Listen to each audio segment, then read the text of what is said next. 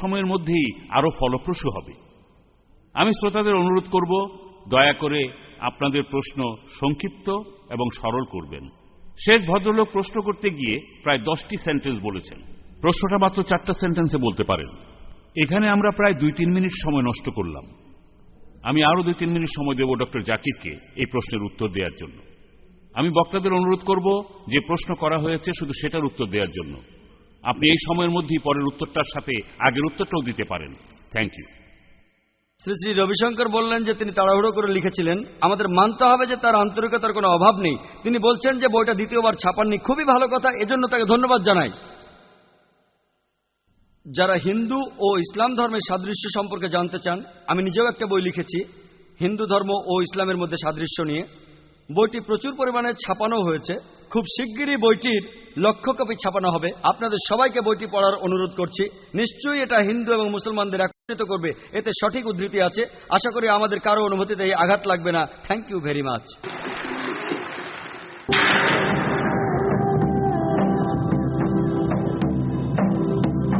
এবার প্রশ্ন করা হচ্ছে শ্রী শ্রী রবিশঙ্করের কাছে মহিলাদের মধ্য থেকে। 3 নম্বর মাইক। আসসালামু আলাইকুম। আমার নাম আসিয়া সামিরা হাসিব। আমি একজন quality assistant engineer, lead Cisco systems. আমার প্রশ্নটা হচ্ছে শ্রী শ্রী রবিশঙ্করের উদ্দেশ্যে। তিনি ভালোবাসার সম্পর্কে বলেছেন, অন্যদের না বদলানোর কথা বলেছেন।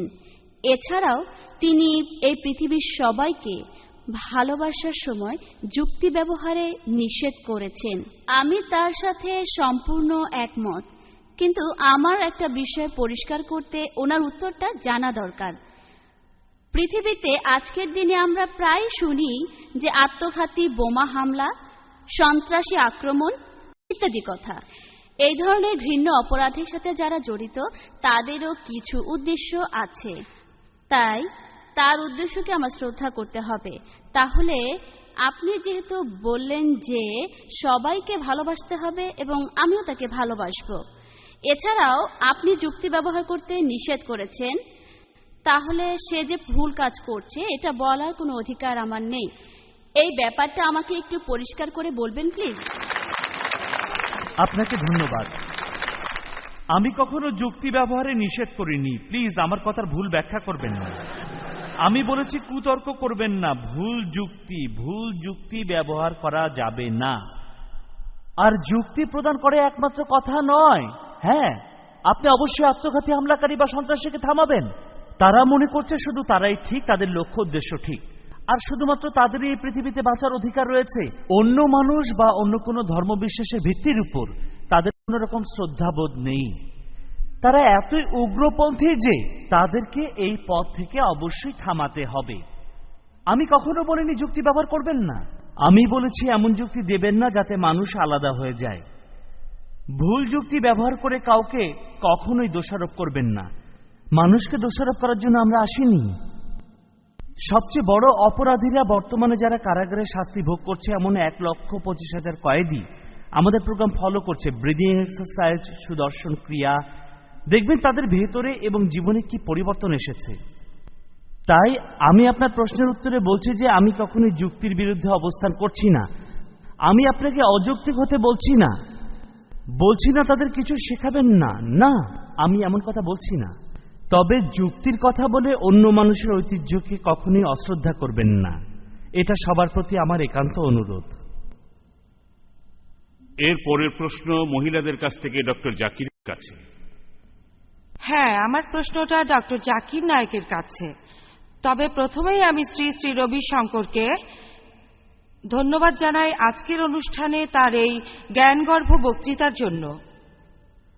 ধন্যবাদ শ্রী শ্রী রবিশঙ্করজি। আমার প্রশ্ন জাকির ভাইয়ের কাছে। মহানবী মোহাম্মদ সাল্লাল্লাহু আলাইহি ওয়াসাল্লামের কথা কি হিন্দু ধর্মগ্রন্থে ভবিষ্যৎবাণী করা হয়েছে? বোন, আপনি প্রশ্ন করেছেন যে মহানবী মোহাম্মদ সাল্লাল্লাহু আলাইহি সাল্লামের কথা হিন্দু ধর্মগ্রন্থে বলা হয়েছে কি না। আমি এখানে আবারও এই বইটা সাহায্য নেব। তবে প্লিজ, শ্রী শ্রী রবিশঙ্কর এই বইয়ের 26 নম্বর পৃষ্ঠায় লিখেছেন, শিরোনাম হল নবী মোহাম্মদ সাল্লাল্লাহু সাল্লাম, নবী মোহাম্মদ সম্পর্কে বেদের ভবিষ্যৎবাণী। তিনি রেফারেন্স দিয়েছেন ভবিষ্য পুরাণা পর্ব 3, খণ্ড 3, অধ্যায় 3, শ্লোক হচ্ছে 5 থেকে 6। গুরুজি, এটাই একমাত্র রেফারেন্স যেটা আপনি এই বইয়ে উল্লেখ করেছেন, এটা একদম খাঁটি, এটা পুরোপুরি ঠিক। আমি আপনার সাথে পুরোপুরি একমত। নবী মোহাম্মদ সম্পর্কে বেদের ভবিষ্যৎবাণী এই শিরোনামে। শ্রী শ্রী রবিশঙ্কর অনেক জায়গায় বেদের উদ্ধৃতি দিয়েছেন, শুধুমাত্র নবী মোহাম্মদের কথা বলার সময় তিনি রেফারেন্স দিয়েছেন ধর্মগ্রন্থ থেকে, আর সেটা হলো ভবিষ্য পুরাণা পর্ব 3, খণ্ড 3, অধ্যায় 3, শ্লোক 5 থেকে 6। আমি অভিনন্দন জানাই শ্রী শ্রী রবিশঙ্করকে। আপনি যা বলেছেন তা 100% কারেক্ট। আমি আরো বলি, রেফারেন্স দেওয়া থাকলেও শ্লোকটা সেখানে বলা হয়নি। যদি আপনি ভবিষ্য পুরাণা পড়েন পর্ব 3, খণ্ড 3, অধ্যায় 3, শ্লোক 5 থেকে 8, এখানে বলা হয়েছে যে একজন বহিরাগত আসবেন, একজন বিদেশি, অন্য ভাষায় কথা বলবেন সংস্কৃত ছাড়া। তিনি আসবেন তার সঙ্গী সাথীদের নিয়ে, অর্থাৎ সাহাবাগণ, এবং তার নাম হবে মুহাম্মদ। আর রাজা ভোজ এই ব্যক্তিকে স্বাগত জানাবেন সম্মানের সাথে এবং বলবেন, ও মানব জাতির গর্ব, ও আরবের অধিবাসী। সংস্কৃত শব্দটা হলো মরুস্থল। সেই ব্যক্তি আসবেন বালির স্থান থেকে, একটি মরুভূমি থেকে, এবং তিনি এক বিশাল কাহিনী তৈরি করবেন শয়তানকে ধ্বংস করে। মোহাম্মদ সাল্লাল্লাহু আলাইহি সাল্লামের কথা আরো উল্লেখ আছে ভবিষ্য পুরাণায় পর্ব 3, খণ্ড 3, অধ্যায় 3, শ্লোক 10 থেকে 27, যে সর্বশক্তিমান ঈশ্বর বলছেন, এর আগে শত্রুকে হত্যা করা হয়েছে, এবার আরো শক্তিশালী শত্রু আসছে।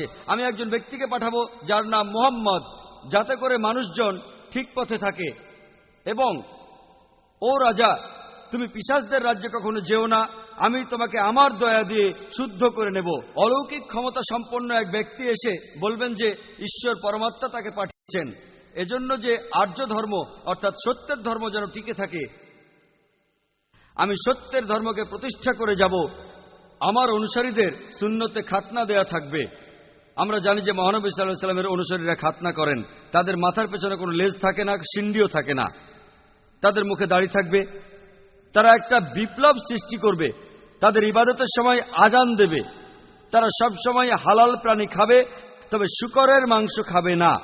আর কোরআনে 4 জায়গায় উল্লেখ আছে, সূরা আল বাকারার 173 নম্বর আয়াতে, সূরা আল মাইদা 3 নম্বর আয়াতে, সূরা আল আনামের 145 নম্বর আয়াতে এবং সূরা আল নেহালের 115 নম্বর আয়াতে, যে আপনারা শূকর খাবেন না। আরো উল্লেখ আছে যে তারা নিরামিষভোজী হবে না, আমিষভোজী হবে, তাদের বলা হবে মুসলমান। মহানবী সাল্লাল্লাহু আলাইহি সাল্লামের কথা আরো বলা হয়েছে ভবিষ্য পুরাণায় পর্ব 3, খণ্ড 1, অধ্যায় 3, শ্লোক 21 থেকে 23। তার কথা আরো বলা হয়েছে অথর্ববেদে 20 নম্বর গ্রন্থের 127 নম্বর অনুচ্ছেদের 1 থেকে 14 পরিচ্ছেদে, যাকে বলা হয় কুন্টাপ সুপ্তাস। কুন্টাপ মানে লুকানো গ্রন্থি, যার অর্থ পরে জানা যাবে। সময় কম তাই পুরো বলতে পারছি না, তবে প্রথম অনুচ্ছেদে বলছে তিনি নারাশংসা, যাকে প্রশংসা করা হয়, তিনি হলেন কাউরামা, শান্তির রাজপুত্র, যিনি ক্ষমতাবান ব্যক্তি। তাকে রক্ষা করা হবে 60,090 জন শত্রু থেকে। এই সবই নির্দেশ করছে মোহাম্মদ সাল্লাল্লাহু আলাইহি সাল্লামকে। তার কথা আরো বলা হয়েছে অথর্ববেদে 20 নম্বর গ্রন্থের 21 নম্বর অনুচ্ছেদে 6 নম্বর পরিচ্ছেদে আজাবের যুদ্ধে। অথর্ববেদের 20 নম্বর গ্রন্থের 21 নম্বর অনুচ্ছেদে 7 নম্বর পরিচ্ছেদে বলা হয়েছে যে তিনি 20 জন নেতাকে পরাজিত করবেন। সে সময় মোটামুটি এই কয়জনই নেতা ছিল মক্কায়। এছাড়াও উল্লেখ আছে ঋগ্বেদের 1 নম্বর গ্রন্থের 53 নম্বর অনুচ্ছেদের 9 নম্বর পরিচ্ছেদে। তার কথা উল্লেখ আছে সামবেদে অগ্নিমন্ত্র 64 নম্বর। বলা হয়েছে যে তিনি তার মায়ের দুধ পান করবেন না। আমরা জানি মহানবী সাল্লাল্লাহু আলাইহি সাল্লাম মায়ের দুধ পান করেননি। তাকে আরো বলা হয়েছে আহমদ, যিনি নিজের প্রশংসা করেন, যেটা মোহাম্মদ সাল্লাল্লাহু আলাইহি সাল্লামের আরেক নাম। সামবেদে উত্তরচিক 1500 নম্বর মন্ত্রে, সামবেদের 2য় অধ্যায়ের 152 নম্বর অনুচ্ছেদে, তাকে যজুর্বেদের 31 নম্বর অধ্যায়ের 18 অনুচ্ছেদে বলা হয়েছে আহম্মদ। অথর্ববেদের 8 নম্বর গ্রন্থের 5 নম্বর অনুচ্ছেদে 16 নম্বর পরিচ্ছেদে, অথর্ববেদের 20 নম্বর গ্রন্থের 126 নম্বর অনুচ্ছেদে 14 নম্বর পরিচ্ছেদে, ঋগ্বেদের 8 নম্বর গ্রন্থের 6 নম্বর অনুচ্ছেদে 10 নম্বর পরিচ্ছেদে তাঁকে এখানে বলা হয়েছে নারাশংসা। নারাশংসা একটি সংস্কৃত শব্দ যার অর্থ নর বা মানুষ। সংসা অর্থ প্রশংসনীয়, সেই মানুষ যে প্রশংসনীয়। এই শব্দটা আরবিতে বললে হবে মোহাম্মদ সাল্লাল্লাহু আলাইহি সাল্লাম। তাহলে নবী মোহাম্মদ সাল্লাল্লাহু আলাইহি সাল্লামের উল্লেখ করা হয়েছে মোহাম্মদ নামে। যার সংস্কৃত হল নারাশংসা। বিভিন্ন ধর্মগ্রন্থে ঋগ্বেদের 1 নম্বর গ্রন্থে 13 নম্বর অনুচ্ছেদে 3 নম্বর পরিচ্ছেদে, ঋগ্বেদের 1 নম্বর গ্রন্থে 18 নম্বর অনুচ্ছেদে 9 নম্বর পরিচ্ছেদে, ঋগ্বেদের 1 নম্বর গ্রন্থের 106 নম্বর অনুচ্ছেদে 4 নম্বর পরিচ্ছেদে, ঋগ্বেদের 1 নম্বর গ্রন্থের 142 নম্বর অনুচ্ছেদে 3 নম্বর পরিচ্ছেদে, ঋগ্বেদের 2 নম্বর গ্রন্থে 3 নম্বর অনুচ্ছেদে 2 নম্বর পরিচ্ছেদে, ঋগ্বেদের 5 নম্বর গ্রন্থের 5 নম্বর অনুচ্ছেদে 2 নম্বর পরিচ্ছেদে, ঋগ্বেদের 7 নম্বর গ্রন্থের 2 নম্বর অনুচ্ছেদে 2 নম্বর পরিচ্ছেদে, যজুর্বেদ 20 অধ্যায়ের 37 অনুচ্ছেদে, যজুর্বেদ 20 অধ্যায়ের 57 অনুচ্ছেদে, যজুর্বেদ 21 অধ্যায়ের 31 অনুচ্ছেদে, যজুর্বেদ 21 অধ্যায়ের 55 অনুচ্ছেদে, যজুর্বেদ 28 অধ্যায়ের 2 অনুচ্ছেদে, যজুর্বেদ 28 অধ্যায়ের 19 অনুচ্ছেদে, যজুর্বেদ 28 অধ্যায়ের 42 অনুচ্ছেদে, এছাড়া আরো অনেক জায়গায় রয়েছে। তাহলে এখন আপনারা সবাই বেদকে শ্রদ্ধা করবেন। ডক্টর জাকির নায়েক নিজের মুখে বললেন সবারই বেদকে শ্রদ্ধা করা উচিত, এবং আপনারা কেউ ভাববেন না যে এটা কাফির বা অবিশ্বাসীদের বই। প্রত্যেক মুসলমানেরই এই গ্রন্থকে শ্রদ্ধা করা উচিত। আর আমি ডক্টর জাকির নায়েককে বিশেষভাবে ধন্যবাদ জানাচ্ছি বেদের এই সত্যটাকে সবার কাছে জানানোর জন্য, যে বেদও একই শিক্ষা, একই জ্ঞান, মানবতা, ভালোবাসার কথা বলে থাকে। ধন্যবাদ সবাইকে। এরপরের প্রশ্ন রবিশঙ্করকে পুরুষদের মধ্য থেকে। শুরু করুন। আসসালামু আলাইকুম, আমি সাইদ মহিউদ্দিন শামির। আমি MSNA মেডিকেল কলেজ অ্যান্ড হসপিটালের ল্যাব ম্যানেজার। আমার প্রশ্ন শ্রী শ্রী রবিশঙ্করের কাছে। আপনি খুব সুন্দর কথা বলেছেন। আপনি বলেছেন আমরা ভালোবাসব সবগুলো ধর্মকেই, কিন্তু এই কিছুদিন আগে এখানে একটা সন্ত্রাসী আক্রমণ হলো, আর আমি সেই রাতে হসপিটাল থেকে এর কিছুটা দেখেছিলাম। একজন প্রত্যক্ষদর্শী মিডিয়াতে বলেছিল যে সে একজন লোককে সেখানে গোলাগুলি করতে দেখেছিল। তখন রাত প্রায় 8:45 মতো হবে। তবে পরে দেখা গেল যে কেউ সে কথার গুরুত্ব দিচ্ছে না। আর তার পরের দিন ইন্ডিয়ার মিডিয়ায় সমালোচনা করা হলো শুধু ইসলামকে। আমি শ্রী রবিশঙ্করকে প্রশ্ন করতে চাই যে আপনি সব ধর্মকে ভালোবাসতে বলেছেন, কিন্তু ইন্ডিয়ায় সন্ত্রাসের কথা বলতে গিয়ে শুধু ইসলামের সমালোচনা করে কেন? আজকের আলোচনার বিষয় ঈশ্বরের ধারণা নিয়ে। আমি বলতে চাচ্ছি, আমি আপনাদের বলতে পারি যে আমি মিডিয়ার মুখপাত্র নই, আমি সরকারের মুখপাত্র নই, পুলিশের মুখপাত্র নই, আমি কারোর হয়ে কথা বলতে পারি না। সেই একইভাবে আপনার ধর্মের মুখপাত্র কেবলমাত্র আপনি একাই নন, আরো মানুষ আছেন। প্রতিটি মানুষই তার ধর্মের মুখপাত্র হিসেবে কাজ করেন। এখনকার দিনে মানুষ সন্ত্রাসী কর্মকাণ্ডে বেশ আতঙ্কিত হয়ে পড়েছে, আর দুর্ভাগ্যজনকভাবে এর সাথে শুধু ইসলামকেই জড়ানো হয়েছে, যেটা একেবারেই ঠিক নয়। তবে এই চেহারাটা, এই মানসিকতাটা আমাদেরকে বদলাতে হবে। ইসলাম ধর্মের অনুসারীরা অন্য ধর্মকে মেনে নিতে পারে না। এই চেহারাটা পাল্টে ইসলামের অনুসারীদের আরো বেশি সংযমী হতে হবে। আপনারা এখানে যারা উপস্থিত রয়েছেন, আমি দেখতে পাচ্ছি আমার সামনে অনেক তরুণ এবং জ্ঞানীগুণী রয়েছেন। আপনাদেরকে এটা শুরু করতে হবে যাতে করে ইসলাম সম্পর্কে মানুষের ধারণা পাল্টায়। আর আমার ধারণা এটাই প্রথম পদক্ষেপ। আজ যেমন আমরা হিন্দু মুসলমান একত্রিত হয়েছি, এভাবে আমরা আবারও একত্রিত হব আর পৃথিবীকে দেখিয়ে দেব যে আমরা শান্তি ভালোবাসি, একে অপরকে শ্রদ্ধা করি এবং অন্যের ধর্মকে শ্রদ্ধা করি, কাউকে আমরা দোষারোপ করি না। ধন্যবাদ সবাইকে। আসসালামু আলাইকুম, আমি আকবর, আমি একজন স্টুডেন্ট। আমার প্রশ্নটা হলো, শ্রী শ্রী রবিশঙ্করজি তার লেখা একটা বইতে বলেছেন যে কোরআন মুসলমানদের অনুমতি দিয়েছে যে তারা কাফেরদের হত্যা করবে। কথাটা কতখানি সত্যি সে ব্যাপারে কিছু বলবেন কি? আমি শ্রোতাদের অনুরোধ করব, শ্রী শ্রী রবিশঙ্করজির অনুরোধেই বলছি, শ্রোতাদের আবারও বলছি যে দয়া করে ওনার লেখা বইটা নিয়ে আর কোনো প্রশ্ন করবেন না, কারণ উনি স্বীকার করেছেন যে কিছু বিষয় হতে পারে বইটাতে কিছু ভুল আছে, কিন্তু আর উদ্দেশ্য সেটা ছিল না। এটা আমাদের বুঝতে হবে। আর আমি অনুরোধ করব শ্রোতাদের পক্ষ থেকে আর আয়োজকদের পক্ষ থেকেও যারা প্রশ্ন করছেন, আমি জানি আপনাদের অনেক প্রশ্ন আছে, তবে প্লিজ আমাদের আজকের এই অনুষ্ঠানের স্বার্থে বলছি, আর আজকের এই আলোচনার বিষয় বোঝার জন্য আমি অনুরোধ করব, দয়া করে ওই বই নিয়ে কোনো প্রশ্ন করবেন না। এটা বাদে আপনি অন্য প্রশ্ন করতে পারেন, আপনি অন্য কোনো প্রশ্ন করতে চাইলে করতে পারেন, না হলে পরের জনকে প্রশ্ন করতে দিন।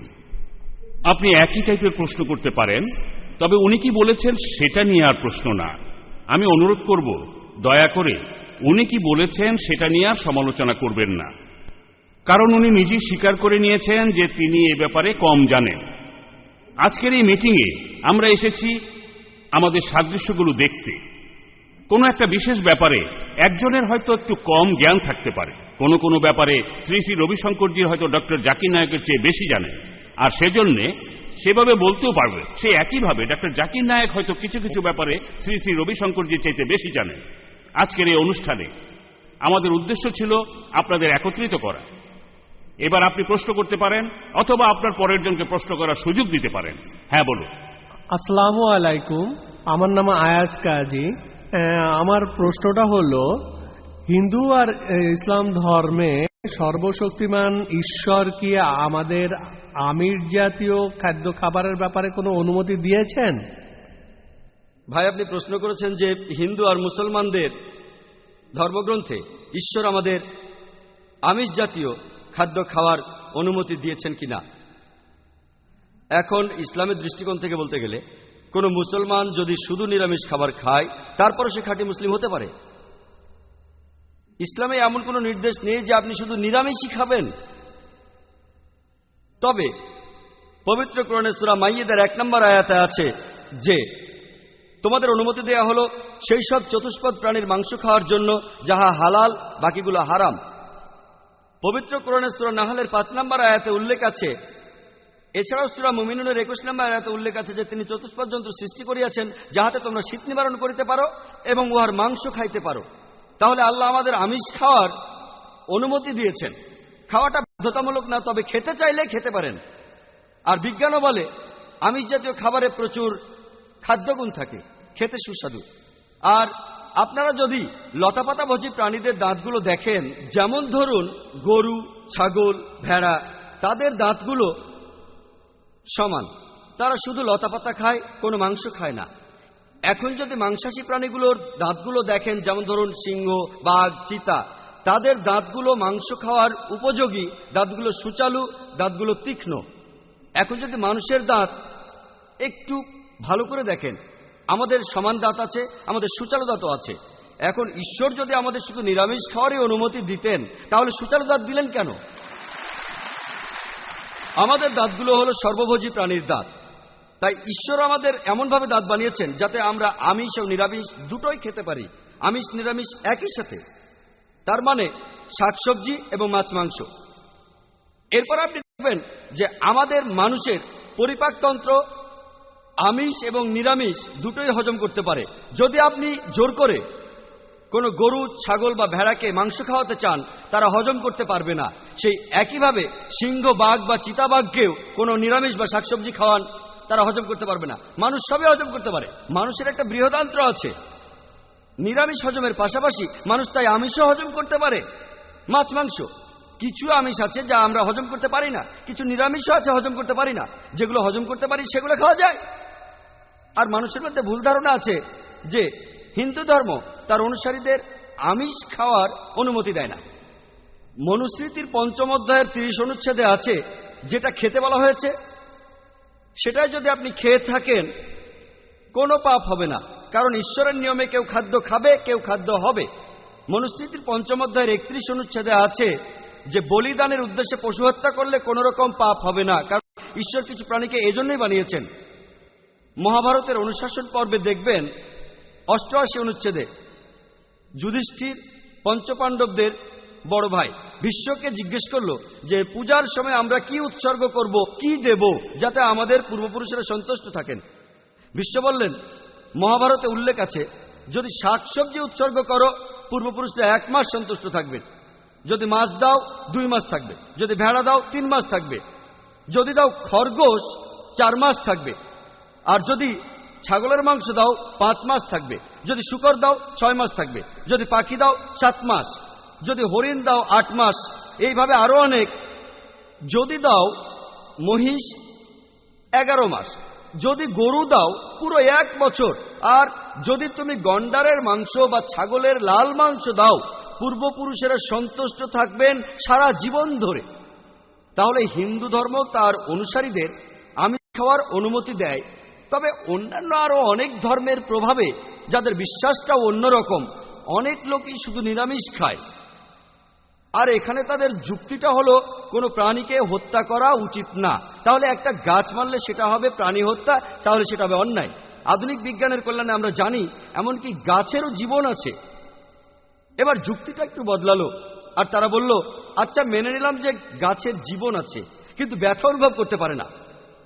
তাই পশু হত্যা করলে গাছ হত্যার চেয়ে বেশি পাপ হবে। আজকের বিজ্ঞানের কল্যাণে আমরা এটাও জানি যে গাছ ব্যথা অনুভব করে, তারা কাঁদতে পারে, খুশিও হতে পারে। একবার এক নিরামিষভোজী লোক আমাকে বলেছিল যে জাকির ভাই, মেনে নিলাম যে গাছের জীবন আছে, ব্যথা অনুভব করতে পারে, কিন্তু গাছের মাত্র 2 বা 3টা ইন্দ্রিয় আছে, পশু পাখির আছে 5টা ইন্দ্রিয়। গাছের 2টো ইন্দ্রিয় কম, তাই গাছ হত্যার চাইতে পশু হত্যা করা আরো বেশি অপরাধ। আমি তখন বললাম যে মানলাম আপনার কথা যে পশু পাখির চাইতে গাছপালার 2টো ইন্দ্রিয় কম। তারপর একটা প্রশ্ন করলাম যে ধরুন আমার এক ভাই, সে জন্ম থেকেই বোবা আর কালা, 2টো ইন্দ্রিয় কম। সে বড় হওয়ার পর কেউ একজন তাকে খুন করে ফেললো। আমি কি জজের কাছে বলবো, মি লর্ড, এই হত্যাকারীকে কম শাস্তি দিন কারণ আমার ভাইয়ের 2টো ইন্দ্রিয় কম ছিল? আমি আরো বলবো, এই হত্যাকারীকে বেশি শাস্তি দিন, এ একটা মাসুমকে মেরেছে, একজন নিষ্পাপকে মেরেছে। তাই ইসলামে এটা কোনো ব্যাপার না যে আপনার 5টা না 3টা ইন্দ্রিয়। আল্লাহ বলছেন যেগুলো তোমার শরীরের জন্য ভালো, যেটা হালাল, সেটা খেতে পারো। আমার কথা যদি বলেন, যদি কেউ শুধু নিরামিষ খেতে চায় আমার কোনো আপত্তি নেই, কিন্তু যদি কেউ বলে যে আমিষ খাওয়াটা হলো অন্যায়, তখন আপত্তি আছে। তা না হলে কিছু মানুষ শুধু নিরামিষ খেলে আমাদের জন্যই ভালো, কারণ ইন্ডিয়ার সব মানুষ যদি এখন আমিষ খাওয়া শুরু করে দেয়, মাংসের দাম বেড়ে যাবে। এর পরের প্রশ্ন মহিলাদের মধ্য থেকে রবিশঙ্করজির কাছে। আমার প্রশ্ন শ্রী শ্রী রবিশঙ্করের কাছে। তিনি তার বক্তৃতায় বলেছেন যে ভায়োলেন্সকে, মানে হিংসাকে, কোনো ধর্মই অনুমোদন দেয়নি। তাই যদি হয়ে থাকে, তাহলে কৃষ্ণ কেন অর্জুনকে উপদেশ দিয়েছিলেন যে সে যেন তার নিজের ভাইদের বিরুদ্ধে যুদ্ধ করে?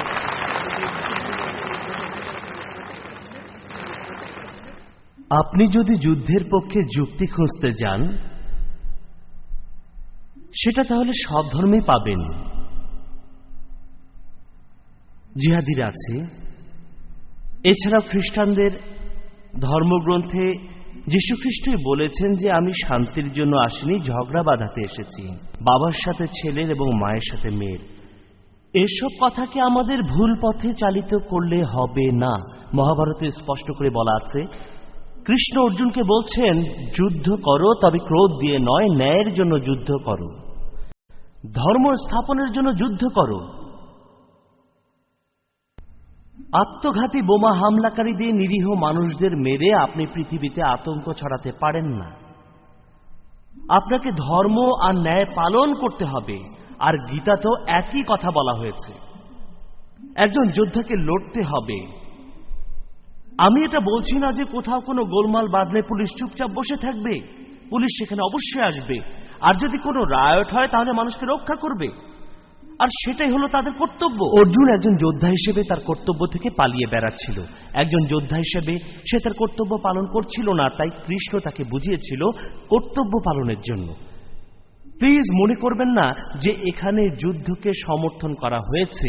কৃষ্ণ এ কথা বলেনি। তিনি বলেছেন তোমার মনের মধ্যে কারো প্রতি কোন রকম রাগ, বিদ্বেষ বা ঘৃণা পুষে রাখবে না। অদ্বেষ্টা সর্বভূতানা মৈত্র করুণ এব চ বৈ। এই শ্লোকটাতে বলা হয়েছে এই পৃথিবীর কোন সৃষ্টিকে ঘৃণা করবেন না, সমবেদনা আর বন্ধুত্বপূর্ণ মনোভাব সবার প্রতি রাখুন। তবে আপনার কর্তব্য আগে। আমি আপনাদের সবাইকে একটা অনুরোধ করব, প্লিজ অন্য ধর্মের ব্যাপারে কোন রকম খারাপ ধারণা পোষণ করবেন না। তা না হলে যেটা হবে, আপনারা আমাকে এই একই ধরনের প্রশ্ন করবেন, বলবেন অর্জুন কি ঠিক ছিল বা রাম কি ঠিক ছিল, সে কেন সীতা খেতে। এই সবগুলো ব্যাপার আসলে অনেক গভীর। গভীর বিষয় যা আপনাকে অনেক পড়তে হবে, মাত্র দু একটা কথার উত্তর দেওয়া সম্ভব নয়। আর এখানে আমরা বিতর্ক করতে আসিনি, আমরা এখানে আলাদা হওয়ার জন্য আসিনি, এক হওয়ার জন্য এসেছি। একে অন্যকে শ্রদ্ধা করব, সম্মান করব। সেজন্য আপনাদের বলি, আপনারা গীতা পড়ুন, গীতার মধ্যে আপনারা ভালো অনেক কিছুই খুঁজে পাবেন। বোঝাতে পেরেছি?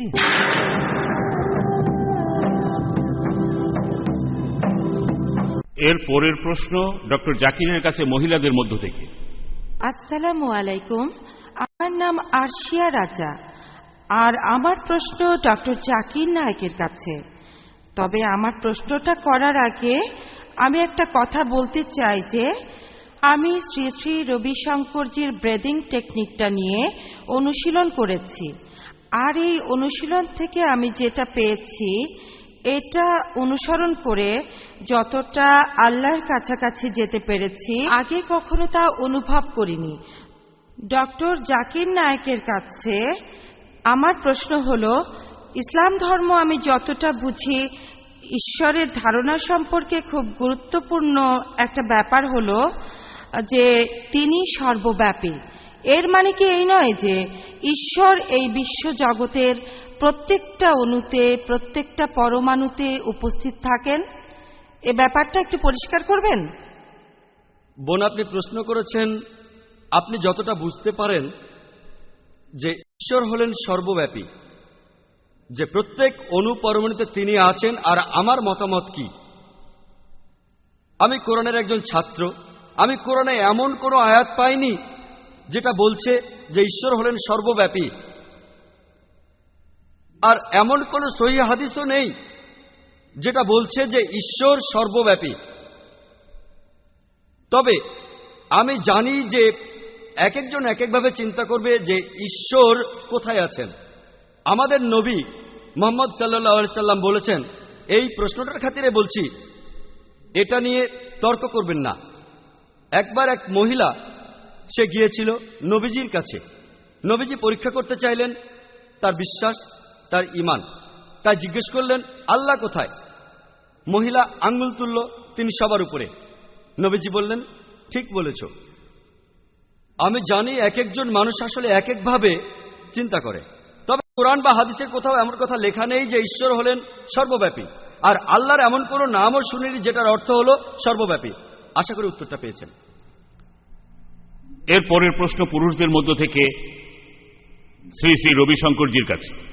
আসসালামু আলাইকুম ওয়া রাহমাতুল্লাহি ওয়া বারাকাতুহু। আমার নাম সাদিক ভাই, আমি হিন্দু থেকে মুসলমান হয়েছি। 2005 সালের জানুয়ারি মাসে চেন্নাই শহরে ডক্টর জাকির নায়েক একটা বিশাল মিটিং করেছিলেন। আল্লাহর অশেষ রহমতে আমি সেই মিটিংয়ে ছিলাম।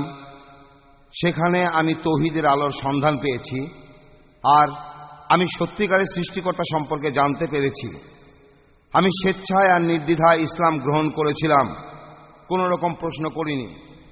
আমার প্রশ্ন হলো, আপনি আপনার প্রশ্নটা করেন। আমার ভলান্টিয়ারদের বলবো যে একটু খেয়াল রাখতে। আমাদের বক্তারা যথেষ্ট জানেন, তারা এই বিষয়টা জানেন। আপনি সরাসরি প্রশ্নটা করেন কোনো ভূমিকা ছাড়া। ধরে নিচ্ছি আমাদের বক্তারা আপনাদের প্রশ্ন শুনলেই পেছনের ভূমিকা বুঝতে পারবেন। আর দয়া করে প্রশ্ন করতে এসে মন্তব্য করে বসবেন না, প্লিজ। আপনাদের সবার কাছে আমার একান্ত অনুরোধ, আপনারা অনেক সাহায্য করেছেন, ধৈর্য ধরেছেন, অনেক ভদ্রতা করেছেন, আর প্রশ্ন করার সময় যদি এগুলো একটু মেনে চলেন, আশা করি আমাদের অনুষ্ঠানটা সুন্দরভাবে শেষ করতে পারবো। হ্যাঁ ভাই। আসলে ডক্টর জাকির নায়েক যখন ওনার লেকচার দিচ্ছিলেন তখন বিষ্ণুর কথা বললেন যে বিষ্ণু অর্থ রক্ষাকারী, আর আপনি যখন লেকচার দিলেন তখন আপনি বললেন যে বিষ্ণু আসলে হলেন 5টি উপাদান যা দিয়ে পুরো বিশ্বজগৎ তৈরি, আরো অনেক কিছু। এবার আমি আপনাকে বলি, বিষ্ণু সহস্রনামায় কিন্তু এই কথা একেবারে পরিষ্কারভাবে লেখা আছে। এটা দিয়ে আপনি আমাকে বিষ্ণুর কোনো ব্যাখ্যা দিতে পারবেন? বিষ্ণুম শশিবর্ণম চতুর্ভুজম প্রসন্নবদনম ধ্যায়েৎ সর্ববিঘ্নোপশান্তয়ে শিষ্য স্মরণ মাত্রেণ জন্ম সংসার বন্ধনাৎ নিমুচ্যতে নমঃ তস্मै বিষ্ণবে সর্বজিষ্ণবে। ওম নমো বিষ্ণবে প্রভ বিষ্ণবে। শ্রী বৈশম্পায়ন উবাচ শুদ্ধ্বা ধর্মানশেষেণ ভাবনাশে সর্বসগ। আমি এখানেই থেমে যাচ্ছি। এখন আপনার কাছে আমার প্রশ্নটা হলো, এক্সকিউজ মি ভাই, দেখেন আপনি যেটা করছেন, প্রথম একটা ভূমিকা বলে নিয়ে তারপর প্রশ্নটা করছেন। প্লিজ কোনো ভূমিকা করবেন না, আপনার প্রশ্নটা সরাসরি করে ফেলুন। ধরে নিচ্ছি আমাদের বক্তারা প্রশ্ন শুনলে বুঝতে পারবেন। হ্যাঁ, আপনার মাইক চালু করা হলো, এখন আপনাকে 1 মিনিট সময় দেয়া হলো, আর আপনাকে একটা প্রশ্ন শেষ করতে হবে এই 1 মিনিটে। এক্সকিউজ মি গুরুজি, এখন আপনি দয়া করে যে বিষ্ণু সহস্রনামাটা বললাম সেটার সারমর্মটা বলেন। আমি জানি আপনি পারবেন না, আমি এখানে দাঁড়িয়ে একদম নিশ্চিতভাবে বলতে পারি আল্লাহ একদিন আপনাকে হেদায়েত করবেন, খুব বেশি দূরে নেই সেদিন। শুধু আপনিই না, আপনার ভক্তদের হেদায়েত করবেন, আমি বলে রাখলাম। হ্যাঁ, এক্সকিউজ মি, আমি ভলান্টিয়ারদের বলবো দয়া করে একটু খেয়াল রাখবেন যে লোকজন এখানে প্রশ্ন করতে এসে যেন ইমোশনাল না হয়ে যায়। ভদ্রভাবে প্রশ্ন করতে বলুন এই অনুষ্ঠানের খাতিরে। দয়া করে লোকজনকে কোন রকম মন্তব্য করতে দেবেন না, তারা এখানে তাদের প্রশ্নগুলো করবেন। এটা মোটেও উচিত হচ্ছে না। আমাদের এখানে 2 জন জ্ঞানী লোক আছেন, আর তাদের সম্মান করতে হবে। যদি কেউ এই ধরনের প্রশ্ন আবার করেন, আমি ভলান্টিয়ারদের বলবো তাকে পেছনে পাঠিয়ে দেবেন। আপনারা যদি প্রয়োজন হয় আমি আপনাদের বলবো, যদি বের করে দিতে হয় বের করে দেবেন। Thank you. এই যুবকের জন্য আমার বেশ দুঃখ হচ্ছে। সে ভুল উদ্ধৃতি দিল, আর সে উন্মত্ত হয়ে আছে, আর সে ভাবছে আল্লাহ একদিন হয়তো আমাকে তার আশীর্বাদ দেবেন। বাবাজি, তিনি আমাকে আশীর্বাদ করেছেন, তিনি আমার অনেক কাছে, আর সেই কারণে আমি বুঝতে পারি যে আপনার মতো যুবকদের কারণে আজ পৃথিবীতে ইসলামের নামে এত বদনাম ছড়াচ্ছে। আপনার ধারণা আপনি শুধু একাই সত্যটা জানেন, আর কেউ সত্যটা জানে না। বাবাজি, আপনি বোঝার চেষ্টা করুন, একটু সম্মান করুন। এইসব ধর্মগ্রন্থের কথাগুলো অনেক গভীর, আপনি যতখানি বললেন তারপরে আরো অনেক আছে। সেগুলো পড়েন, সেগুলো গভীরে প্রবেশ করেন, শুধু বাইরে মলারটাই দেখবেন না, কথাগুলোর গভীরে প্রবেশ করুন। ঠিক আছে, আপনি একটা হিন্দু পরিবারে জন্মেছিলেন, তারপরে আপনি ইসলাম ধর্ম গ্রহণ করেছেন, কিন্তু কোনো কিছু বাতিল করে দিয়ে অন্য কিছু গ্রহণ করা শুধু এটাই বোঝায় যে আপনি কতখানি অজ্ঞ। এটা বোঝায় না যে আপনি জ্ঞানী, এটা বোঝায় যে জ্ঞানের ব্যাপারে আপনি কতখানি সীমিত এবং হিন্দু ধর্মের ঈশ্বর সম্পর্কে আপনি কতখানি অন্ধকারে আছেন। তাই আমি আপনাকে বলি, বিষ্ণু সহস্রনামা যদি বুঝতে চান, এটা একটা বিশাল জিনিস। এর প্রত্যেকটা শব্দ নিয়ে অনেক বড় বড় বই লেখা যায়, অনেক জ্ঞান অর্জন করা যায়, কিন্তু এমন পণ্ডিত হলে তো সমাজের ক্ষতি হবেই, যে যৎসামান্য পড়াশোনা করে নিজেকে পণ্ডিত ভেবে বসে থাকে। 2 अक्षर प्रेम की पढ़े सो पंडित होए। জ্ঞানকে আহরণ করুন, আর আপনি যে ধর্ম পালন করছেন সে ধর্মের জন্য আপনি সুনাম বয়ে আনতে পারেন। কখনোই উগ্রপন্থী হবেন না, এবং এটা মনে করবেন না যে সবাই আপনার ধর্ম, আপনার বিশ্বাস, আপনার রীতি অনুযায়ী চলবে। এটা মোটেও গ্রহণযোগ্য নয় যে আপনি আমাকে বদলাতে পারবেন, এই জীবনে না, কারণ আমি আমার মন শরীর সবই সঁপে দিয়েছি, আর আমাদের মধ্যে অনেকেরই শরীর মন সবই বদলাতে হবে। প্রত্যেক মানুষকে বুঝতে হবে তাদের স্ব অন্তর দিয়ে, হৃদয়ের ভালোবাসা দিয়ে, আর জ্ঞানের প্রতিটি অভিজ্ঞতা দিয়ে। মনে রাখতে হবে শুধুমাত্র উদ্ধৃতি আর কথা বলে নিজের মতামতকে প্রতিষ্ঠিত করতে চাইলে আমাদের সমাজের সমস্যাগুলো শুধু বাড়বে আর কিছুই হবে না। আসুন আমরা সবাই বন্ধুর মতো পাশাপাশি থাকি, ভাই বোনের মতো বসবাস করি, একে অন্যকে সম্মান করি, শ্রদ্ধা করি, কোন রকম সমালোচনা করবেন না, ঠিক আছে? Thank you.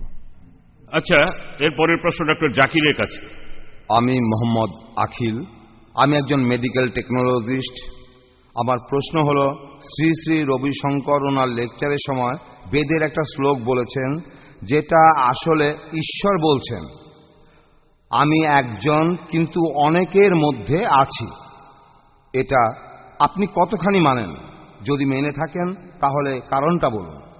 ভাই, আপনি প্রশ্ন করেছেন আমার মতামত কি, যখন শ্রী শ্রী রবিশঙ্কর বললেন যে ঈশ্বর একজন আর সবার মধ্যেই আছেন, এটা জানতে চেয়েছেন।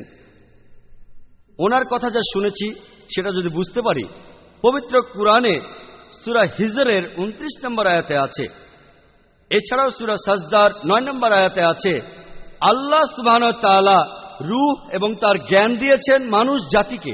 তাই সর্বশক্তিমান ঈশ্বরের জ্ঞান মানব জাতির সবার মধ্যে আছে। এখন যদি মিলান, বিরোধ বাদ দিয়ে সাদৃশ্যগুলো দেখেন, বেদ আর কোরআনের সাদৃশ্য। কোরআন বলছে যে আল্লাহ সুবহানাহু ওয়া তাআলা সৃষ্টিকর্তা, তার জ্ঞান দিয়েছেন। এর মানে এই নয় যে সবকিছু ঈশ্বর। এর মানে প্রত্যেক মানুষের মধ্যে সর্বশক্তিমান ঈশ্বরের জ্ঞান আছে। মানেন বা না মানেন সেটা আলাদা কথা, তবে সর্বশক্তিমান ঈশ্বরের একজন সৃষ্টিকর্তার জ্ঞান সবার মধ্যে আছে। আশা করি উত্তরটা পেয়েছেন। পরের প্রশ্ন শ্রী শ্রী রবিশঙ্করের কাছে। আমি তানভীর ফাতেমা, আমি বিবিএস এর ছাত্রী, আর জিডিসি কলেজ। আমার প্রশ্ন শ্রী শ্রী রবিশঙ্করজির কাছে। মহাভারতে একথা বলা আছে যে অভিমন্যু মায়ের পেটে থাকার সময় কিভাবে চক্রবুদ্ধে ঢুকতে হবে সেটা শুনে ফেলেছিল, কিন্তু একথা বিজ্ঞানে প্রমাণিত যে পেটের ভিতরে ভ্রূণ কিছুই শুনতে পায় না। আপনি এ ব্যাপারে কি বলবেন? আসলে একটা কথা প্রচলিত আছে যে পৃথিবী রহস্যে পরিপূর্ণ, আর আমরা আসলে জানি না।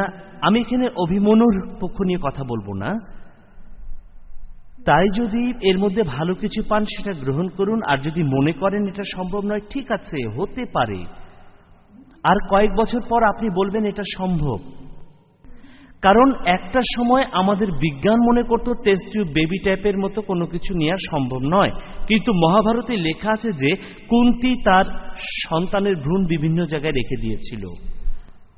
আর এই যে সব পুরাণ আর ইতিহাস, এগুলোর বাইরের অর্থটাই শুধু নিলে চলবে না, এগুলোর গভীরে প্রবেশ করতে হবে।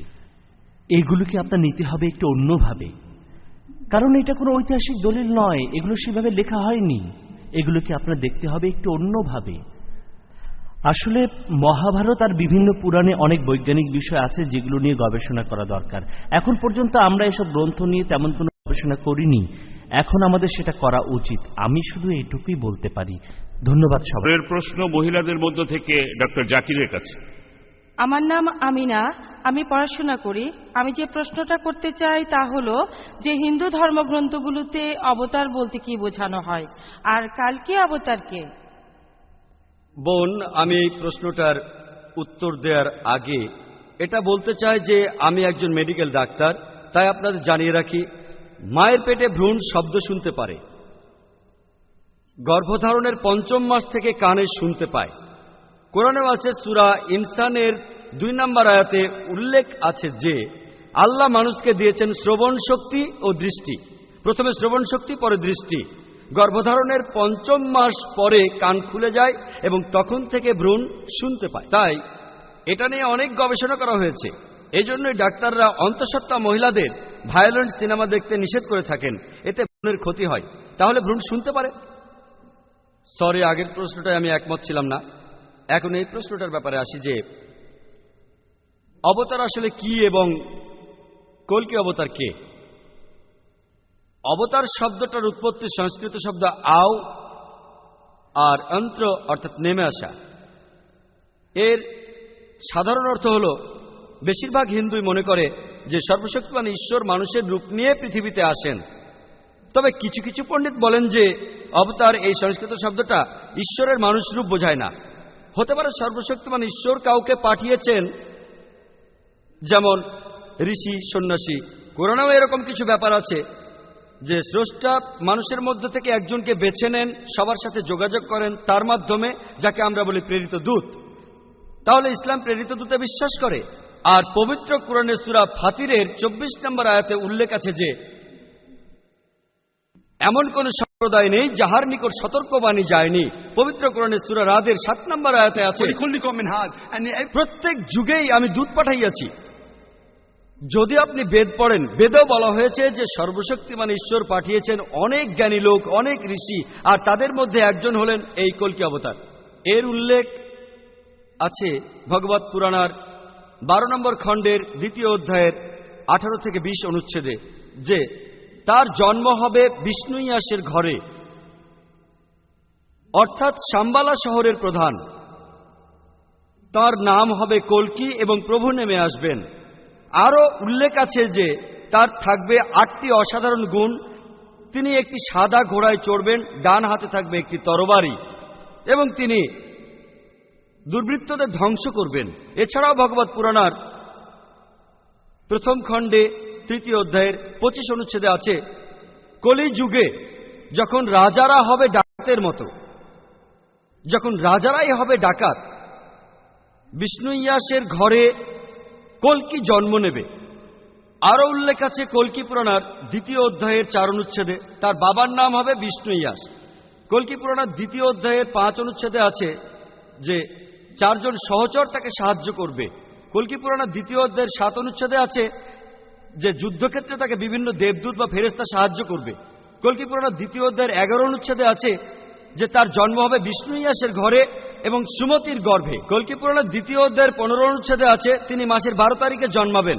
এক কথায় কল্কি অবতার নিয়ে আরো কথা বলা যায়। এক কথায় বলা যায় তার বাবার নাম বিষ্ণু ইয়াস, যার অর্থ সৃষ্টিকর্তার পূজারী। মোহাম্মদ সাল্লাল্লাহু আলাইহি ওয়াসাল্লামের বাবার নাম আব্দুল্লাহ, যার অর্থ সৃষ্টিকর্তার পূজারী। তার মায়ের নাম হবে সুমতি, যার অর্থ শান্তিপূর্ণ অচঞ্চল। মোহাম্মদ সাল্লাল্লাহু আলাইহি ওয়াসাল্লামের মায়ের নাম আমিনা, যার অর্থ শান্তিপূর্ণ অচঞ্চল। তার জন্ম হবে সাম্বালা শহরের একটি এলাকায়। সাম্বালা মানে শান্তিপূর্ণ একটি জায়গা, আর মক্কাকে বলা হয় দারুল আমান, শান্তিতে পরিপূর্ণ একটি জায়গা। বলা আছে যে তিনি জন্মাবেন সাম্বালা শহরের প্রধান ব্যক্তির ঘরে। আমরা জানি মুহাম্মদ সাল্লাল্লাহু আলাইহি সাল্লাম জন্মেছিলেন মক্কার প্রধান ব্যক্তির ঘরে। তিনি জন্মাবেন মাসের 12 দিনে। আমরা জানি মুহাম্মদ সাল্লাল্লাহু আলাইহি সাল্লাম রবিউল আউয়ালের 12 তারিখে জন্মেছিলেন। বলা হয়েছে যে তিনিই হবেন অন্তিম ঋষি, তিনিই হবেন সর্বশেষ ঋষি। মুহাম্মদ সাল্লাল্লাহু আলাইহি সাল্লাম সম্পর্কে পবিত্র কোরআনে সূরা আল আজাবের 40 নম্বর আয়াতে উল্লেখ আছে যে মা কানা মুহাম্মাদুন আবা আহাদিম মির রিজালিকুম ওয়ালাকিন রাসূলুল্লাহ ওয়া খাতামুন নবিয়্যিন। নবী মুহাম্মদ সাল্লাল্লাহু আলাইহি সাল্লাম তিনি আল্লাহর রাসূল, সর্বশেষ নবী। আরো বলা আছে তিনি আসমানি কিতাব পাবেন, সেটা পাবেন গুহার ভেতরে, তারপর দক্ষিণে গিয়ে ফিরে আসবেন। আমরা জানি মুহাম্মদ সাল্লাল্লাহু আলাইহি সাল্লাম প্রথম ওহী পেয়েছিলেন জবলে নূরে বসে, আঙ্গারে হীরা, আলোর পাহাড়ে বসে। তিনি দক্ষিণে মদিনায় গিয়ে আবার ফিরে আসেন। বলা আছে যে তার 8টি অসাধারণ গুণ থাকবে। এই গুণগুলোর নাম হলো জ্ঞান, আত্মসংযম, জ্ঞান বিতরণ, সম্ভ্রান্ত বংশ, সাহস, শক্তি, পরোপকার ও মহানুভবতা। এই 8টা গুণ মুহাম্মদ সাল্লাল্লাহু আলাইহি সাল্লামের ছিল। আরো আছে যে তিনি পুরো মানব জাতিকে পথ দেখাবেন। পবিত্র কোরআনের সূরা সাবার 28 নম্বর আয়াতে উল্লেখ আছে যে তিনি সমগ্র মানব জাতির জন্য সুসংবাদদাতা। আরো বলা আছে যে তার থাকবে একটি সাদা ঘোড়া। আমরা জানি মুহাম্মদ সাল্লাল্লাহু আলাইহি সাল্লাম বোরাকে চড়েছিলেন, অর্থাৎ সাদা ঘোড়ায়। তার ডান হাতে থাকবে একটি তরবারি। মুহাম্মদ সাল্লাল্লাহু আলাইহি সাল্লাম যুদ্ধে অংশ নিয়েছিলেন, তার সবগুলোই ছিল আত্মরক্ষার জন্য, আর তিনি ডান হাতে তরবারি ধরতেন। বলা আছে 4 জন সহচর তাকে সাহায্য করবে। এখানে বলা হচ্ছে খোলাফায়ে রাশেদিনের কথা, হযরত আবু বকর, হযরত ওমর, হযরত ওসমান, হযরত আলী। বলা আছে তাকে দেবদূত সাহায্য করবে। আমরা জানি মুহাম্মদ সাল্লাল্লাহু আলাইহি সাল্লামকে সাহায্য করেছিলেন ফেরেশতারা বদরের যুদ্ধে। কথা সূরা আল ইমরানের 123 থেকে 125 নম্বর আয়াতে আছে। এছাড়াও সূরা আনফালের 8 ও 9 নম্বর আয়াতে আছে। এইসব ভবিষ্যৎবাণী নির্দেশ করে সর্বশেষ নবী ও রাসূল মুহাম্মদ সাল্লাল্লাহু আলাইহি সাল্লামকে। এরপরের প্রশ্ন শ্রী শ্রী রবিশঙ্করের কাছে। এই পুরুষদের মধ্য থেকে। আমার নাম রাসেল, আমি বিকমের ছাত্র। আমার প্রশ্ন শ্রী শ্রী রবিশঙ্করের কাছে। আমার প্রশ্নটা হলো হিন্দু ধর্মের বিভিন্ন মতবাদের উপর। ইসলামে কুরআন আর সহিহ হাদিস দিয়ে যে কোনো বিশ্বাস বা মতবাদকে পরীক্ষা করা যায়, আর ইসলামে যেসব ধর্মীয় নেতা আছে সবাই তাদের মানে। কিন্তু হিন্দু ধর্মে বিভিন্ন পুরোহিত বা উঁচু বর্ণের লোকেরা যেসব কিছু করে বা মানে, তারা যেসব মেনে চলে তা বেদের সাথে মেলে না। আপনি বললেন যে বেদ দিয়েই আমরা আমাদের মতবাদগুলো পরখতে পারি, কিন্তু যখনই বেদে ঈশ্বর মাংস খাওয়ার অনুমতি দিয়েছেন, পুরোহিতরা বলছেন অন্যরকম। বেদ বলছে ঈশ্বরের কোনো মূর্তি বা ছবি নেই, কিন্তু পুরোহিতরা বলছে অন্য কথা। তাহলে একজন সাধারণ মানুষ এ ব্যাপারে কি করবে? মানে একজন সাধারণ হিন্দু কোনটা মানবে আর কোনটা মানবে না? আপনি যদি বলেন পুরোহিতের দরকার নেই, ধর্মগ্রন্থই মানতে হবে, তাহলে পুরোহিতরাই যদি ভুল পথে থাকে, তাহলে একজন সাধারণ হিন্দু কিভাবে নিজেকে ঠিক পথে রাখবে? মানে যদি সে হিন্দু ধর্ম পালন করতে চায়। হ্যাঁ, সুন্দর প্রশ্ন করেছেন। আমার বক্তৃতার প্রথমে বলেছিলাম, আপনি যদি আমার বক্তৃতা প্রথম থেকে শুনে থাকেন, আমি সেখানে বলেছিলাম যে ধর্মগ্রন্থগুলো আছে কিন্তু মানুষ এই গ্রন্থগুলো মেনে চলছে না। কোরআনও মানছে না, ইসলামও মানছে না, পৃথিবী জুড়ে এটা চলছে। মানুষ পবিত্র কোরআনের বিধান মেনে চলছে না। শান্তির কথা থাকলেও মানুষ বিভিন্ন রকম ধ্বংসাত্মক আর সন্ত্রাসী কাজের সাথে জড়িত হচ্ছে। শান্তিকে ছড়িয়ে দেওয়া হচ্ছে না সামান্য কয়েকজনের কারণে। একইভাবে যদি দেখেন কোনো পুরোহিত ভুল বলছে, সেটা কিন্তু হিন্দু ধর্ম নয়। হিন্দু ধর্মে এটা পরিষ্কার বলা আছে বেদ অনুমতি দিয়েছে, উপনিষদ অনুমতি দিয়েছে, বেদান্তে অনুমতি দিয়েছে। যোগের মাধ্যমে আপনি পৃথিবীতে বসে স্বর্গকে অনুভব করতে পারবেন। লক্ষ লক্ষ মানুষ যোগ সাধনা করছেন এবং উপকারও পাচ্ছেন। আর আমাদের দেশে বিভিন্ন সময় অনেক সাধু সন্ন্যাসী এসেছেন, তারা হচ্ছেন মহাপুরুষ। নারদ, চৈতন্য মহাপ্রভু, গুরু নানক দেব, গুরু গোবিন্দ সিংজি, আরো অনেকেই। এই জন্য বেদে পরিষ্কার বলা হয়েছে, ঋগ্বেদের 2 নম্বর শ্লোকে রয়েছে, ऋषि पूर्वेभिर्नूतनैरुत सदेवाम येह वक्षति अग्नि पूर्वेभिर्ऋषिभिर्नूतनैरुत। অর্থাৎ ঋষিরা অতীতে এসেছেন এবং তারা ভবিষ্যতে আসবেন।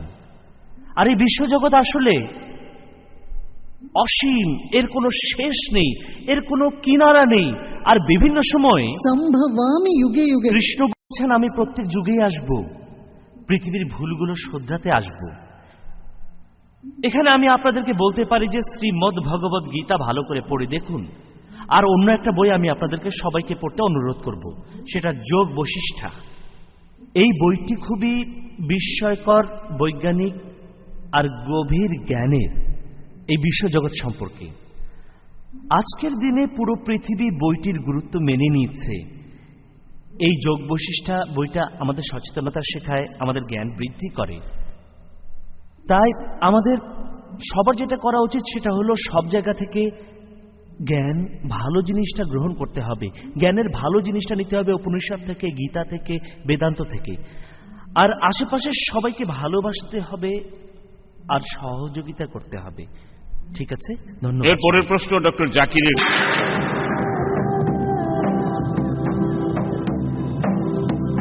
আমার নাম বিজয় কুমার, আমি একজন টিভি টেকনিশিয়ান। ডক্টর জাকির নায়েকের কাছে আমার প্রশ্ন, ইসলামে পুনর্জন্ম বলে কিছু আছে কিনা? কিছু মুসলমান বলে যে পুনর্জন্ম আছে। আরেকটা প্রশ্ন হলো, কিয়ামতের দিনটা আসলে কি? ওই দিনই যারা মারা যাবে তাদের বিচার কখন হবে? আপনি প্রশ্ন করেছেন ভাই বিজয় যে ইসলামে পুনর্জন্ম আছে কিনা, আর কিয়ামতের দিন কেউ মারা গেলে সেদিনই তার বিচার হবে কিনা। এখানে যখন কথা হচ্ছে পুনর্জন্ম নিয়ে, আল্লাহ পবিত্রকরণে বলেছেন যে আল্লাহ আমাদের সৃষ্টি করেছেন, আমাদের মৃত্যু দিয়েছেন, তিনি পৃথিবীতে পাঠিয়েছেন, আবার মৃত্যু দিয়েছেন, তারপর আবার বাঁচিয়ে তুলবেন। তাহলে এই পৃথিবীর জীবনের পরে আমাদের আবার বাঁচিয়ে তোলা হবে, সেটা পরকালে। তাহলে আপনি যদি মৃত্যুর পরে জীবন নিয়ে বলেন হ্যাঁ ইসলামে পরকাল আছে, কিন্তু আপনি যদি হিন্দু দর্শনের মতো কোনো নিয়মের কথা বলেন, সংস্কারের কথা, যেটা বলছে আপনি জন্মাবেন, মারা যাবেন, তারপর আবার জন্মাবেন, আবার মারা যাবেন, যেটাকে বলে জন্ম আর পুনর্জন্মের চক্র বা পুনরায় জন্মগ্রহণ করা, তাহলে না, আমরা একবারই দুনিয়ায় এসেছি আর একবারই যথেষ্ট। যদি ভালোভাবে দেখেন, আমি বেদের একজন ছাত্র, হিন্দু ধর্মগ্রন্থগুলিরও। এই সংস্কারের দর্শনটা এসেছে ভগবদ গীতার একটা শ্লোক থেকে। 4th অধ্যায়ের 22 অনুচ্ছেদে আছে যে মানুষ যেমন পুরনো কাপড় চোপড় ছেড়ে নতুন কাপড় চোপড় পরে, একইভাবে আত্মা একটা শরীর ছেড়ে নতুন আরেকটা শরীরে প্রবেশ করে। এর উল্লেখ আছে বৃহদারণ্যক উপনিষদের 4th অংশের 4th অধ্যায়ের 3 অনুচ্ছেদে। শুয়োপোকা যেমন ঘাস বেয়ে উপরে উঠে যায়, তারপর অন্য ঘাসে লাফ দেয়, একইভাবে মানুষের আত্মা একটা শরীর ছেড়ে আরেক শরীরে প্রবেশ করে। তবে এই দর্শনটা আমার মতামত অনুযায়ী বেদে এটার উল্লেখ নেই। বেদে বলা হচ্ছে পুনর্জন্মের কথা 10 নম্বর গ্রন্থে 19 নম্বর পরিচ্ছেদের 4 ও 5 নম্বর অনুচ্ছেদে। পুনর্মানে পরবর্তী, জনম মানে জীবন, পুনর্জীবন, পরবর্তী জীবন। ঠিক আছে, কোরআনও পরবর্তী জীবনের কথা বলছে, তবে এভাবে বলা হচ্ছে না যে জন্ম মৃত্যু, জন্ম মৃত্যু, জন্ম মৃত্যু। আমার জানা মতে বেদের কোথাও নেই। শ্রী শ্রী রবিশঙ্কর নিজেই বলেছেন বেদ সবার উপরে। তাহলে যদি বেদ আর ভগবদ্গীতা মিলিয়ে দেখেন, সেই সাথে উপনিষদ, তাহলে সব ঠিক আছে। আমাদের শরীর আছে, আমাদের আত্মাও আছে। শরীরের মৃত্যু হলে আমরা আবার পরবর্তী জীবনে ফিরে আসব। এখানে আমি পুরো একমত যে মৃত্যুর পরে জীবন আছে। তবে এমন না যে জন্ম মৃত্যু, জন্ম মৃত্যু। এই দর্শন বা সংস্কারটা এনেছিলেন হিন্দু পণ্ডিতরা, কারণ তারা আসলে বুঝতে পারেননি যে কেন একজন মানুষ জন্ম থেকেই বোবা, কালা, কারো হৃৎপিণ্ডের মারাত্মক অসুখ, কেউ হয় স্বাস্থ্যবান, কেউ অসুস্থ হয়, কেউ লোকের ঘরে, কেউ গরিবের ঘরে। তারা যে দর্শনটা আনলেন সেটা হলো কর্ম, মানুষের কার্যকলাপ, বিভিন্ন কাজ যেটা করবেন ধর্মের নিয়মে। তাহলে কাজের উপর নির্ভর করে আপনি কি কাজ করলেন, এর পরের জীবনে যদি আপনি ভালো কাজ করে থাকেন তাহলে আপনি বড় ঘরে জন্মাবেন, আর খারাপ কাজ করলে জন্মাবেন নিচু পর্যায়ে। তাহলে আপনি বদলাতে থাকবেন, কখনো মানুষ, কখনো গাছ, আবার মানুষ, আর সবচেয়ে উপরে হলো মানুষ, যেটা 7 বার ঘটতে পারে। এর সাথে ইসলাম একমত না। বেদ যে পুনর্জন্ম বা পরবর্তী জীবন সেটা মানলাম, আমরা একবার পৃথিবীতে এসেছি সেটা যথেষ্ট। ইসলাম কি বলে? পবিত্র কোরআনের সূরা মুলকের 2 নম্বর আয়াতে আছে, আল্লাহ সৃষ্টি করিয়েছেন জীবন ও মৃত্যু তোমাদেরকে পরীক্ষার জন্য। পবিত্র কোরআনের সূরা আল বাকারার 155 নম্বর আয়াতে আছে, অবশ্যই তিনি পরীক্ষা করবেন, ক্ষুধা দিয়ে, ভয় দিয়ে, জীবনের ক্ষতি দিয়ে, ফল ফসলের ক্ষতি দিয়ে, ধন সম্পদের ক্ষতি দিয়ে। তাহলে আল্লাহ এই জীবন বানিয়েছেন পরকালের পরীক্ষার জন্য। এই দর্শন নিয়ে বলতে গেলে যে কেন মানুষ পঙ্গু হয়, কেন ধনীর ঘরে কেউ জন্মায়, কেউ গরিবের ঘরে জন্মায়। পবিত্র কোরআনের সূরা আনফালের 28 নম্বর আয়াতে আছে যে আল্লাহ তোমাদিগকে দিয়েছেন সম্পদ এবং সন্তানাদি তোমাকে পরীক্ষার জন্য। এই জীবন পরকালের জন্য একটা পরীক্ষা। তাই কাউকে আল্লাহ পাঠিয়েছেন বড়লোকের ঘরে, কাউকে গরিবের ঘরে। এটা আসলে পরীক্ষা। এখন ধনী লোকদের আল্লাহ বলেছেন প্রত্যেক ধনী লোক যার অতিরিক্ত সম্পদ আছে তারা 85 গ্রাম সোনা জাকাত হিসেবে দেবে প্রতি বছর 2.5%। গরিব লোকের কোনো জাকাত দেওয়া লাগবে না। আমরা বলি যে গরিব আদমি টাকা পয়সা নেই, জাকাতের পরীক্ষায় সে পাবে 100-তে 100 মার্ক। ধনী লোক ঠিকভাবে জাকাত দিতে পারে, আবার নাও দিতে পারে। যদি সে পুরোপুরি জাকাত দেয় তাহলে 100-তে 100 নম্বর পাবে, অল্প জাকাত দিলে অল্প নম্বর পাবে, কোনো জাকাত না দিলে পাবে 0। গরিব লোক জাকাতের পুরো নম্বর পাবে। একটা পরীক্ষা। একইভাবে আল্লাহ পরীক্ষা করতে গিয়ে কাউকে দেন সুস্বাস্থ্য, কারো সন্তান জন্মায় অসুস্থ হয়ে। এটা আগের জন্মের পাপের কারণে নয়, কারণ ইসলাম ধর্ম অনুযায়ী প্রত্যেক শিশুই নিষ্পাপ, সে মাসুম। এটা বাবা মায়ের পরীক্ষা। যদি কারো হৃৎপিণ্ডের অসুখ থাকে সে আগের জন্মে কোনো পাপ করেনি। গরিব হয়ে জন্মানো কোনো পাপ না, কারণ বেহেশতে যাওয়ার জন্য আপনার টাকা পয়সা থাকলে হবে না, স্বাস্থ্য দিয়ে হবে না। আল্লাহ আসলে মা বাবার পরীক্ষা নিচ্ছেন। তাহলে এইভাবে আমরা পরের জীবনে বিশ্বাস করি, সেখানে আমাদের বিচার হয়। পবিত্র কোরআনের সূরা ইমরানের 185 নম্বর আয়াতে আছে, কুল্লু নাফসিন যায়কাতুল মউত, জীব মাত্র মৃত্যুর স্বাদ গ্রহণ করিবে, কর্মফল পূর্ণ মাত্রায় দেওয়া হবে কিয়ামতের দিন। পৃথিবীতে যদি পাপ করেন আংশিক শাস্তি পাবেন, আবার নাও পেতে পারেন। চূড়ান্ত শাস্তি হবে পরকালে গিয়ে। বেদেও এই কথা বলা আছে, যেমন স্বর্গ আর নরক। যদি কাজ ভালো করেন আপনি স্বর্গে যাবেন, অর্থাৎ বেহেশতে যাবেন। আর কিয়ামতের দিন প্রত্যেকেই যারা মারা গেছে এ পর্যন্ত সব মানুষ, প্রথম দিন থেকে শেষ দিন পর্যন্ত সবাইকে কিয়ামতের দিন আবার বাঁচিয়ে তোলা হবে। আর সেখানে আল্লাহ ন্যায় বিচার করবেন। যাদের যা প্রাপ্য তারা ঠিক সেটাই পাবেন। ভালো কাজ করলে পুরস্কার পাবেন, খারাপ কাজে শাস্তি পাবেন। আশা করি উত্তর পেয়েছেন। এবারে শেষ দুটি প্রশ্ন মহিলাদের মধ্য থেকে। প্রথমটা শ্রী শ্রী রবিশঙ্করজির কাছে, তারপর ডক্টর জাকির নায়েকের কাছে, তারপর আমরা অনুষ্ঠান শেষ করব। হ্যাঁ বোন, আপনার প্রশ্নটা করে ফেলুন। আসসালামু আলাইকুম। আমার নাম নুসরাত ফাতিমা, আমি একজন হাউসওয়াইফ। আমি প্রথমেই ডাক্তার জাকির নায়েককে ধন্যবাদ জানাতে চাই তার এই লেকচারের জন্য। এক্সকিউজ মি, তাড়াতাড়ি প্রশ্ন করেন, আমাদের হাতে সময় কম। ঠিক আছে, ওনাকে অনেক ধন্যবাদ। আমার প্রশ্নটা হলো, আমরা আজ কথা বললাম শান্তি আর ভালোবাসা নিয়ে, যাতে আমরা এই পৃথিবীতে সুন্দরভাবে থাকতে পারি। অন্য কথায় আমাদের জীবন হবে সহজ, সরল, নিরাপদ। আমি শ্রী শ্রী রবিশঙ্করের কাছে প্রশ্ন করব যে আমাদের প্রথম কর্তব্য কি? আমাদের দায়িত্ব কি মানুষের প্রতি, এই পৃথিবীর সব মানুষের প্রতি, নাকি আমাদের দায়িত্ব এই পৃথিবী এবং মানুষের সৃষ্টিকর্তার প্রতি? Thank you. হ্যাঁ, একটা ব্যাপারে আমি ভিন্নমত পোষণ করি। আগের প্রশ্নটার ব্যাপারে বলছি, আমরা ইন্ডিয়ায় হিন্দু ধর্মের লোকেরা অবশ্যই পুনর্জন্মে বিশ্বাস করি। বর্তমান সময় পৃথিবী জুড়ে মনোবিজ্ঞানীরা রিগ্রেশনের মাধ্যমে সুস্থতার জন্য রোগীদের চিকিৎসা করে থাকেন। যারা পুনর্জন্ম বিশ্বাস করেন না তাদেরও কিছু চমৎকার অভিজ্ঞতা হচ্ছে, কারণ মন এবং সচেতনতা আসলে শক্তি আর বুদ্ধি ছাড়া কিছুই হয় না। আর থার্মোডায়নামিক্সের সূত্র বলে, প্রথম সূত্র এটা বলে সচেতনতা অসীম। এমনকি বিজ্ঞানও এটা প্রমাণিত যে সচেতনতা হচ্ছে চলমান, এটা চলতেই থাকে। এটা দিয়ে শিশুদের ব্যবহারের ব্যাখ্যা দেওয়া যায়। 3-4 বছরের শিশু ভায়োলিন বাজাতে পারে, বীণা বাজাতে পারে, কারো কাছে না শিখে বাজাতে পারে। আমি নিজে এর একটা দৃষ্টান্ত। আমি পুরো গীতা জানতাম, এটা আমাকে কেউ শেখায়নি। আসলে এগুলো হচ্ছে কিছু সংস্কার যেগুলো আমরা বিশ্বাস করি। তাই আমার মতামতটা এখানে প্রকাশ করছি যে জৈন ধর্ম, বৌদ্ধ ধর্ম, শিখ ধর্ম, হিন্দু ধর্ম, তাওইজম, শিন্টোইজম, এইসব ধর্মই পরজন্মে বিশ্বাস করে, আর এরা সবাই আত্মার অমরত্বে বিশ্বাস করে। এবার আমি মানুষের কর্তব্যের ব্যাপারে বলছি। হ্যাঁ, এটা খুবই গুরুত্বপূর্ণ একটা বিষয়। সবার আগে যেটা দরকার আমাদের ভালোবাসা, আর বিশ্বময় শান্তি ছড়াতে হবে। এটা আমাদের প্রথম কর্তব্য। আর এভাবে কাজ করা মানেই আমরা বিশ্বাস করি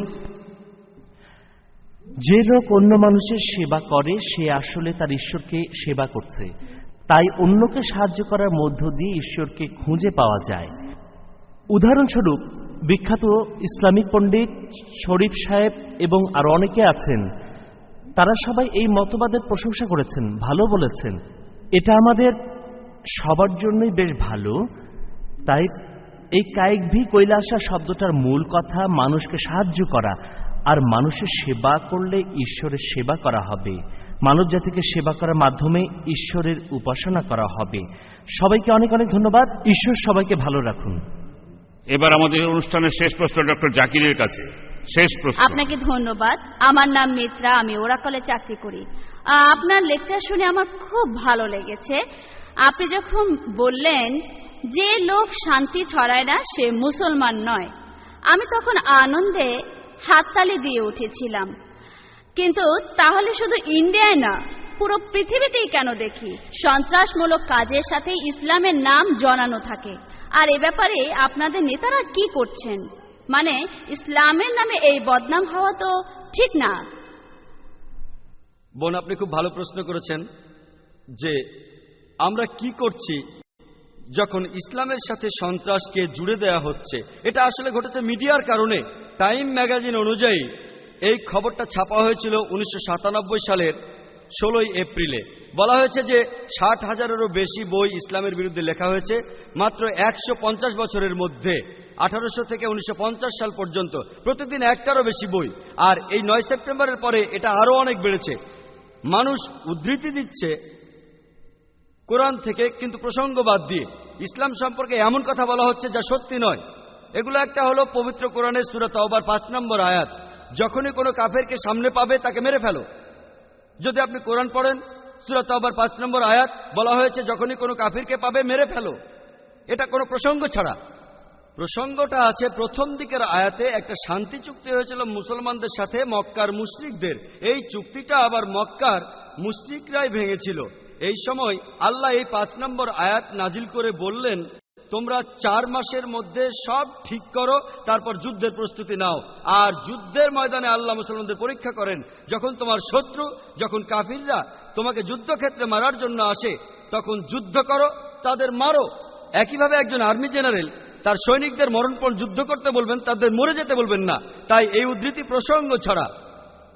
আর ইন্ডিয়াতে ইসলামের একজন সমালোচক অরুণ সুরি, তিনি বই লিখেছেন দ্য ওয়ার্ল্ড অফ ফতোয়া। আর এখানে সূরা তাওবার 5 নম্বর আয়াত বলার পর তিনি লাভ দিয়েছেন 7 নম্বর আয়াতে। এটা কেন জানেন? কারণ 6 নম্বর আয়াতে এটার উত্তর।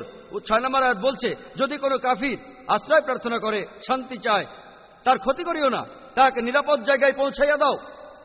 আর কোরআন যুদ্ধের কথা বলে শেষ অস্ত্র হিসেবে, যখন যুদ্ধ ছাড়া আর কোনো উপায় থাকে না। তবে সব সময় বলে যে শান্তিই ভালো। যদি তারা শান্তি চায়, শান্তিতে থাকতে দাও। আর আমি বিভিন্ন ধর্মের ছাত্র হিসেবে বলছি, পৃথিবীর সবগুলো প্রধান ধর্মেই তাদের গ্রন্থে যুদ্ধের কথা বলা হয়েছে, তবে শেষ উপায় হিসেবে যাতে শান্তি বজায় থাকে। সেই একইভাবে শ্রী শ্রী রবিশঙ্করজি বলেছিলেন গীতার কথা। কৃষ্ণ অর্জুনকে উপদেশ দিচ্ছে প্রথম অধ্যায়ের 43 থেকে 48 অনুচ্ছেদে। অর্জুন বলছে সে যুদ্ধক্ষেত্রে তার অস্ত্র মাটিতে ফেলে দেবে।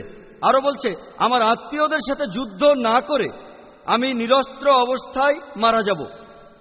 এরপরেই আছে ভগবত গীতার 2য় অধ্যায়ের 2 ও 3 অনুচ্ছেদে শ্রীকৃষ্ণ বলছেন, কিভাবে এমন চিন্তা তোমার মাথায় আসলো? এটা তোমাকে স্বর্গ থেকে অনেক দূরে নিয়ে চলে যাবে। কেমন করে তুমি এতটা শক্তিহীন হয়ে গেলে? তারপরে কৃষ্ণ বলেছেন ভগবত গীতার 2য় অধ্যায়ের 31 থেকে 33 অনুচ্ছেদে, তুমি একজন ক্ষত্রিয়, তুমি একজন যোদ্ধা, যুদ্ধ করা তোমার কর্তব্য। সেই ক্ষত্রিয় সৌভাগ্যবান যে যুদ্ধ করার সুযোগ পায়। আর যদি মহাভারত পড়েন, মহাভারতে কোরআনের চেয়ে অনেক বেশি যুদ্ধের কথা বলা আছে। তবে হিন্দুরা আমাকে বলে এটা মিথ্যার বিরুদ্ধে সত্যের যুদ্ধ। আমি বলি কোরআন ওই কথা বলছে, তাহলে সমস্যা কোথায়? আমরা সবাই একমত। তাই আপনি যদি প্রসঙ্গ সহ পড়েন যে সব ধর্মই শেষ উপায় হিসেবে শান্তি প্রতিষ্ঠার জন্য যুদ্ধ করার অনুমতি দেয়, শ্রী শ্রী রবিশঙ্কর নিজেই বলেছেন যোদ্ধার কর্তব্য হলো যুদ্ধ করা।